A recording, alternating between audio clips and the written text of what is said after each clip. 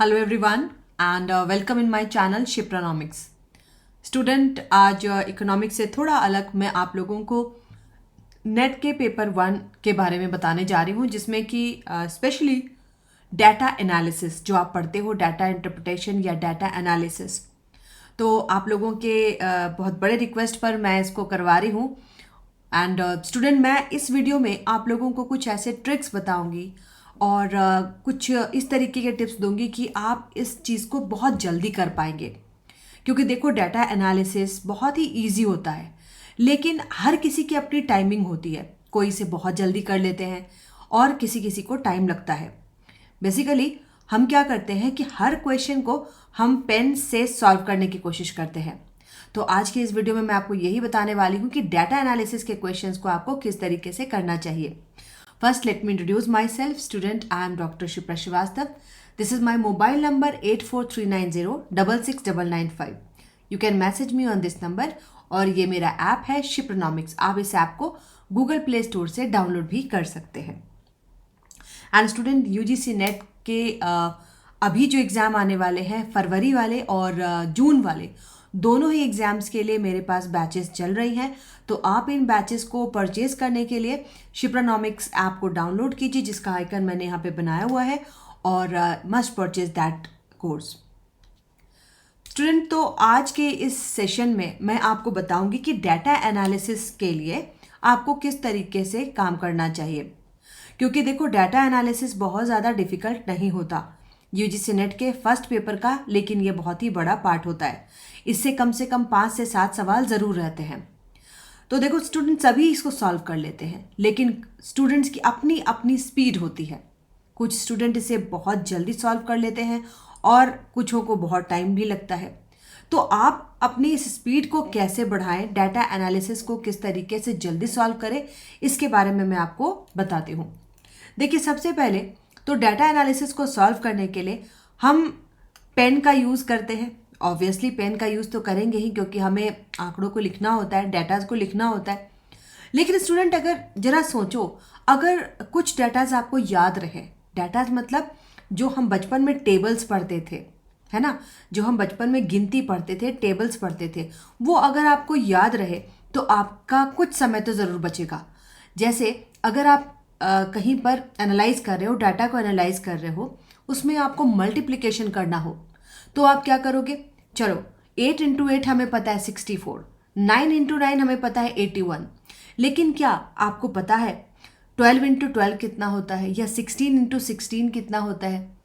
तो जैसे जैसे संख्या बढ़ती है हमें पेन यूज़ करना पड़ता है। तो इसके लिए हमारा जो सबसे पहला ट्रिक है कि आपको आपका टेबल लर्न होना चाहिए, और कम से कम 30 तक आपको टेबल जो है बिल्कुल अच्छी तरीके से लर्न होना चाहिए। टेबल से मतलब है स्टूडेंट कि जैसे मैंने आपको बताया कि हमें कुछ चीज़ें तो पता होती हैं, कुछ चीज़ें तो हमें याद होती हैं। 1 इंटू 1 तो सबको याद होता है, 10 इंटू 10 तक सबको याद होता है, लेकिन 11 इंटू 11 121 फिर भी हमें याद होता है। 12 इंटू 12 जो है 144। अब धीरे धीरे हमें पेन की ज़रूरत पड़ती है। 13 इंटू 13, तो इसके बाद हमें पेन की ज़रूरत पड़ती है कि भाई ये 169 होगा। 14 इंटू 14 196 होगा। चलो 15 इंटू 15 भी हम याद करके लिख लेते हैं कि ये 225 होगा, और शायद 16 में हम गड़बड़ हो जाएं। तो 16 इंटू 16 के लिए हमें फिर क्या करना पड़ता है? मल्टीप्लाई करना पड़ता है, और तब हम लिख पाते हैं 256। इसी तरीके से स्टूडेंट 30 इंटू 30 900, ये तो हम सभी को पता है। आपको कम से कम 30 तक इस तरीके के मल्टीप्लिकेशन लर्न होने चाहिए, बिल्कुल इस तरीके से लर्न होने चाहिए कि आपको हर बात के लिए पेन और पेपर यूज़ ना करना पड़े। तो ये मेरा पहला ट्रिक है। अब आपकी कैपेसिटी पर निर्भर करता है, आप चाहो तो 40 इंटू 40 तक भी याद कर सकते हो, ठीक है। 10 से लेकर के 40 तक अगर आपको मल्टीप्लिकेशन याद हो कि उसी वर्ड को, उसी डिजिट को अगर हम उससे गुना करेंगे तो कितना आएगा, तो बहुत सारी चीज़ों को आप सॉल्व कर सकोगे। कई रूट वाले क्वेश्चंस होंगे उनको भी सॉल्व कर सकोगे, है ना। खासकर जो स्क्वायर रूट वाले क्वेश्चंस हैं उनको तो आसानी से आप निकाल सकते हो, और कई जगह पर आपको मल्टीप्लिकेशन करने के लिए पेन उठाने की ज़रूरत नहीं पड़ेगी, और इससे आपका समय भी बहुत बचेगा, ठीक है। अब देखो, डाटा इंटरप्रिटेशन में मेनली क्या पूछा जाता है? विगत परीक्षा के सवाल को अगर हम उठा के देखें तो मेनली ज़्यादातर हमसे प्रतिशत परिवर्तन पूछा जाता है, आंकड़ों में प्रतिशत परिवर्तन। तो इसके लिए आपको ये वाला फॉर्मूला याद रखना है, percentage change is equal to increase divided by original number. कितना परिवर्तन हुआ और ओरिजिनल नंबर क्या है, तो इस फॉर्मूले को याद रख करके ज़्यादातर मैथ इसी पर डिपेंड होते हैं। दूसरे तरीके का जो डाटा इंटरप्रिटेशन का क्वेश्चन आता है वो पाई चार्ट से आता है। तो पाई चार्ट में स्टूडेंट एक चीज़ तो आपको याद रखना है, ये जो पूरा पाई चार्ट है इसका पूरा एरिया आपको पता है, ये जो 4 एंगल्स हम बनाते हैं, एंगल्स ए, एंगल बी, एंगल सी और एंगल डी, इन चारों एंगल का अगर आप जोड़ निकालो तो कितना निकलेगा, 360 डिग्री, है ना। इस चीज़ को तो हम याद रखते हैं।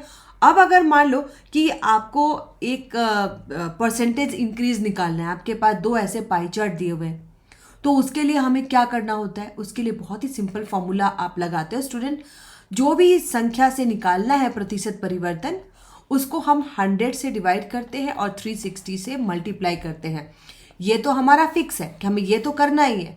तो हम क्यों ना पहले से याद रखें कि अगर इस तरीके का सवाल आता है, पाई चार्ट से रिलेटेड सवाल आता है, तो हम पहले से 3.6 इंटू एक्स इस तरीके से याद रखें, ताकि हमें बार बार इसको हमें मल्टीप्लाई और डिवाइड ना करना पड़े। ठीक है, जैसे देखो मैं यहाँ पर एक सवाल आपको बता रही हूँ। एक पाई चार्ट बेस्ड आपको ये सवाल दिया गया है। टोटल नंबर ऑफ वर्कर दिया हुआ है 97 का और टोटल नंबर ऑफ वर्कर दिया हुआ है 1998 का। ठीक है, इसमें आपको एक सवाल पूछा जाता है कि ये जो वर्कर एफ है, इनका परसेंटेज चेंज कितना हुआ 97 से 98। तो अब हम क्या करेंगे, सबसे पहले 97 में वर्कर कितने हैं, 15%, है ना, और 98 में कितने हैं, 12.5%। तो पहले तो हम इनका 15% और 12.5 यहाँ पर हम इनका अंतर निकालें, 15 और 12.5 इज इक्वल टू कितना आ जाएगा, 2.5%। अब जैसा मैंने आपको बताया कि अगर पाई चार्ट है तो पाई चार्ट में हम क्या करते हैं, x डिवाइडेड बाई 100 इंटू 360, है ना, और इसको आपको पहले से याद रखना है कि ये 3.6 होगा। तो 3.6 इंटू अब हमारे पास क्या है, 2.5। ठीक है, तो इन दोनों को अगर हम मल्टीप्लाई करेंगे तो कितना आ जाएगा, 9। तो इस तरीके के सवाल आपको एग्जाम में पूछे जा सकते हैं, पाई चार्ट से रिलेटेड भी। तो पाई चार्ट में आपको बेसिकली ये हमेशा याद रखना है कि ये पूरा जो 4 जो एंगल है इसका एडिशन होगा 360, और जब हमें किसी एक का परसेंटेज चेंज निकालना होगा तो x डिवाइडेड बाय 100 इंटू 360। तो हम पहले से 3.6 को याद रखेंगे। अब देखो स्टूडेंट, इस तरीके के भी सवाल आते हैं। ये तो नेट का पूछा हुआ सवाल है। ठीक है, जैसे इसमें पूछा हुआ है, बहुत ही सिंपल सा सवाल है। अब जैसे यहाँ पर लोगों की संख्या दी हुई है और संगीत की शैली दी हुई है और एज ग्रुप दिया हुआ है, आपको 3 एज ग्रुप दिया हुआ है। ठीक है, सबसे पहले तो इनका हमें जोड़ निकाल लेना है, तीनों कॉलम का अलग अलग जोड़ निकाल लो जब भी ऐसा कोई क्वेश्चन आता है। पहला क्वेश्चन क्या पूछा है, कुल प्रतिदर्श का लगभग कितना प्रतिशत 21 से 30 आयु वर्ग के थे। मतलब जो प्रतिदर्श दिया हुआ है उसमें कितना प्रतिशत जो है वो 21 से 30 आयु वर्ग के थे। तो यहाँ पर देखो टोटल जो है 21 से 30 आयु वर्ग करके, तो यहाँ पर हमारा कितना आएगा, 33। और कुल की संख्या, अब हमें 21 से 30 पूछा जा रहा है, तो इसका जोड़ और इन तीनों का जोड़, तो इन तीनों का जोड़ है 134। इसको हम 100 से मल्टीप्लाई करेंगे तो लगभग 25% आ जाएगा। ठीक है, दूसरा है, अच्छा अब देखो कुछ क्वेश्चंस ऐसे आते हैं जिसके लिए मैं कहती हूँ कि never use your pen for a question which your eye can solve. कुछ सवाल ऐसे होते हैं जो आप सीधे देख करके ही सॉल्व कर सकते हो, उसके लिए आपको पेन कॉपी उठाने की ज़रूरत नहीं है, पेन से लिखने की ज़रूरत तो बिल्कुल भी नहीं है। तो never use a pen for a question which your eye can solve. जैसे यहाँ पर देखो, विभिन्न कॉलेज में प्रवेश लेने वाले छात्रों की वर्षवार संख्या दी हुई है। ठीक है, ए, बी और सी 3 कॉलेज हैं जिनमें कितने स्टूडेंट ने एडमिशन लिया है, ये संख्या आपको दी हुई है। 2014, 15, 16, 17, 18, 19, है ना, इतने सालों में दी हुई है। अब जैसे ही मेरे पास ये टेबल आया, मुझे जैसे ही ये टेबल दिखा, तो पहले मैं एक ग्लांस इसको देख लूँगी कि भाई इसमें पूछ क्या रहा है। अब देखो कोई भी क्वेश्चन आपके सामने आता है तो हड़बड़ा करके तो बिल्कुल भी जवाब नहीं देना है। हमें क्या करना है, हमें थिंक बिफोर यू एक्ट, है ना। इस पर एक्शन लेने के पहले आप एक बार इसको सोचो कि ये क्या है और क्या पूछ रहा है। विभिन्न कॉलेज में प्रवेश लेने वाले छात्रों की संख्या यहाँ दी हुई है और विभिन्न कॉलेजों के नाम दिए हुए हैं, ठीक है। अब हमें क्वेश्चन पूछा कि किस कॉलेज में वर्ष 2016 में प्रवेश लेने वाले छात्रों की संख्या नीचे से दूसरे स्थान मतलब सेकेंड हाईएस्ट पर है ना। वर्ष 2016 सेकेंड हाईएस्ट, तो हम देख लेंगे कि वर्ष 2016 ये है और सेकेंड हाईएस्ट ये है। इसको हमने सर्कल कर लिया। बिल्कुल हमें इसके लिए कोई कैलकुलेशन नहीं करनी पड़ी, किसी कैलकुलेशन की जरूरत नहीं पड़ी। हमने एक ही बार देखा और हमें पता चल गया कि कॉलेज सी जो है उसमें सेकेंड हाईएस्ट नंबर था एडमिशन का 2016 में। अब दूसरी बात पूछी जा रही है, वर्ष 2018 में प्रवेश लेने वाले छात्रों की संख्या न्यूनतम मतलब किस कॉलेज में 2018 में सबसे कम छात्रों ने एडमिशन लिया। तो 2018 और सबसे कम संख्या यहाँ पर क्या है 22,000, मतलब हमारा जवाब क्या हो गया सी और ए, है ना। इसके लिए ना तो हमें कोई कैलकुलेशन करने की जरूरत पड़ी, ना हमें पेन कॉपी उठाने की जरूरत पड़ी। तो कुछ सवाल ऐसे आते हैं स्टूडेंट जिसको आप सिर्फ एक बार देख करके ही जवाब दे सकते हो। एक और सवाल लेते, कॉलेज ए में 2016 में प्रवेश लेने वाले छात्रों की संख्या में पिछले वर्ष की तुलना में लगभग कितने प्रतिशत की वृद्धि हुई। तो देखो प्रतिशत वृद्धि में मैंने आपको बताया था कि इसका जो फॉर्मूला होता है, फॉर्मूला क्या होता है, change bye original number, change bye original number into 100, ठीक है। हमें क्या पूछा गया है, कॉलेज ए में 2016 में प्रवेश लेने वाले छात्रों की संख्या में पिछले वर्ष की तुलना में कितनी वृद्धि हुई है, मतलब 2016 और 2015।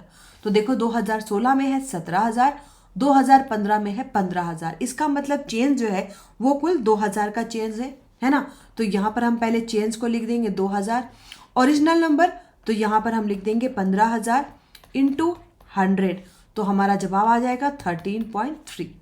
तो यहाँ पर देखो ऑप्शन जो है डी 13%।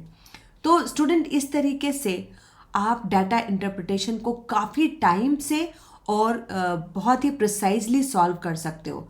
तो इसके लिए दो चीज़ें मैंने आपको बताई हैं, दो ट्रिक्स मैंने आपको बताए हैं। पहला ट्रिक मैंने आपको बताया कि थिंक बिफोर यू एक्ट। आप किसी भी सवाल को देखते ही तुरंत पेन कॉपी लेकर के गुना जोड़ घटाव भाग करना शुरू मत कीजिए। आप पहले उस सवाल को ठीक से देखिए। कभी कभी क्या होता है कि हमें पेन उठाने की भी ज़रूरत नहीं पड़ती और डाटाज को देख करके ही हम जवाब दे देते हैं। और दूसरा ट्रिक मैंने आपको बताया, अपने जैसे एडिशन मल्टीप्लिकेशन की स्पीड बढ़ाइए। स्पीड बढ़ाने के लिए सबसे इम्पॉर्टेंट क्या है स्टूडेंट, स्पीड बढ़ाने के लिए टेबल लर्न होना ज़रूरी है, जो कि हम बच्चों को बोलते हैं। लेकिन जैसे जैसे हम सीनियर क्लासेस में जाते हैं इस चीज़ से हमारा ध्यान धीरे धीरे हटने लगता है।